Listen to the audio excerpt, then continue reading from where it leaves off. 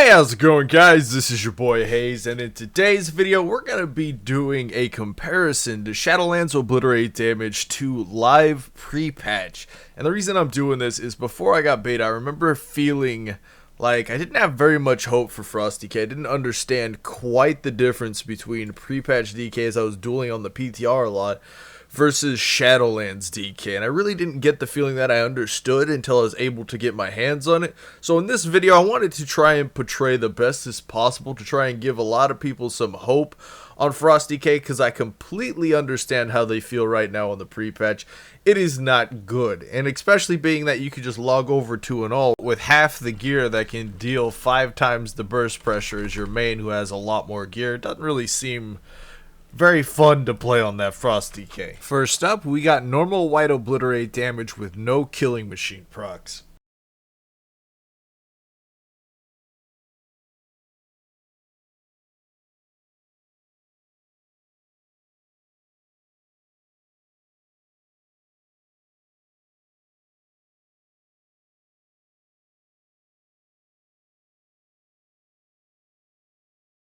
So the question is, what can we take away from that? So what we saw was Obliterates on pre-patch were hitting about 530 damage, while normal Obliterates on beta were hitting for around 13 to 1400 damage. Now what that can actually tell us is kind of what's going on with our damage comparison to health pools. Now the damage increase you see obviously comes from leveling and picking up better gear, while also mixing in the 20% Obliterate damage upgrade from the level 52 while leveling up to 60 from 50.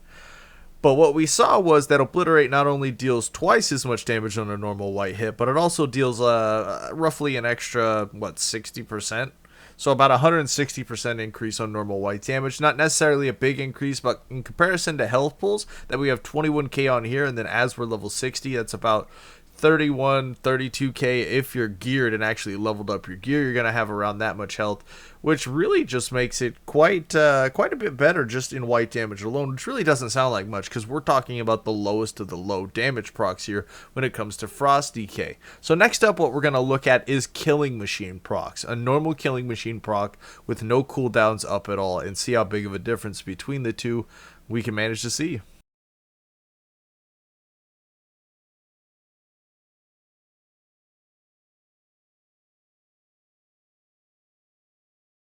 So you could tell already with the KM proc between the pre-patch and the Shadowlands Obliterate that there was a massive difference in damage. Now obviously that's going to be coming from the killing machine effect at level 15 that turns your Obliterate damage into frost damage. And if you're wondering how much frost damage, all of it, the entire thing turns into frost damage. It's actually extremely amazing. That also scales off of your mastery, and that's why it's hitting so hard in comparison to obviously the pre-patch Obliterate.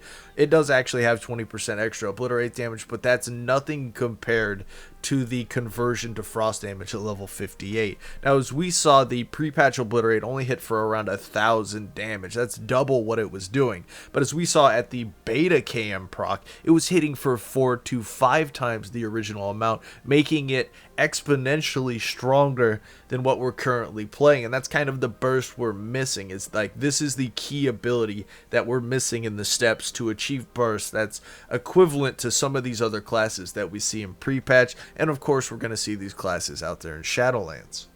Next up, we're going to take a look at Shadowlands full cooldown versus pre-patch full cooldown, and of course, lined up trinkets.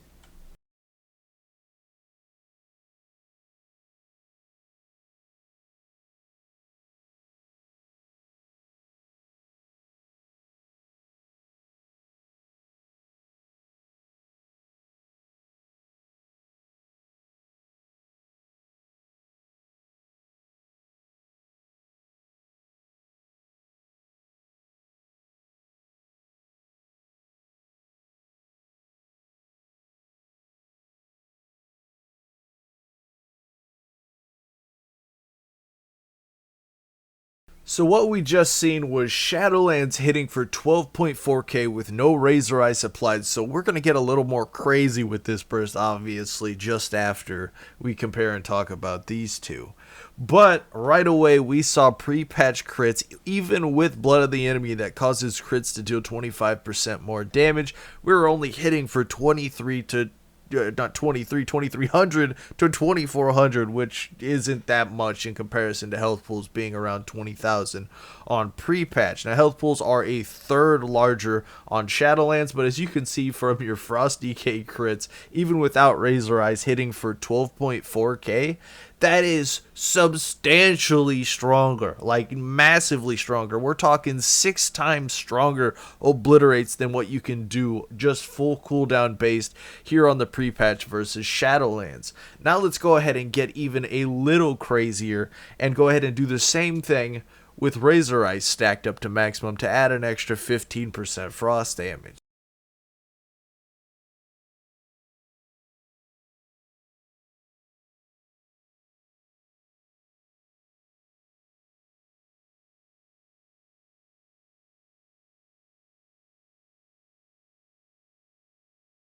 So right now in Necrolord spec, yeah, we're obviously using the Necrolord Covenant for that, as we like using our slappy hands. We're hitting for around 14k top end in PvP gear, which is pretty strong, especially compared to like the top end health pools being around 30k. And in PvP, that's probably going to be reduced a bit, probably more like 11-12k when you add in versatility. But overall, I definitely say we have a positive future heading into Shadowlands, even with the recent Obliterate nerfs, just being that there's a lot more factors giving us strength leveling in Shadowlands in compared to, let's say, pre-patch.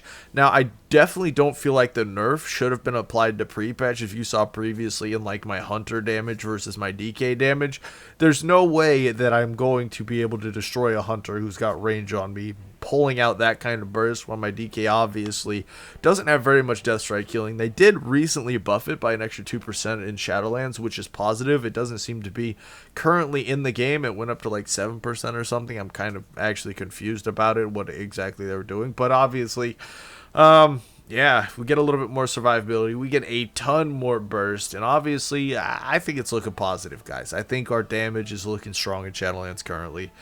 For Frost DK standards, and having a lot of that extra damage just based on like our melee rotation and just having it, you know, single target pressure being able to put out overall, it's going to be a lot better for us Frost DKs in the long run than obviously what we're currently playing in Battle for Azeroth. And of course the pre-patch, because the pre-patch for us has not been good. It's not been friendly. It's not been nice. It really hasn't been fun to play Frost DK.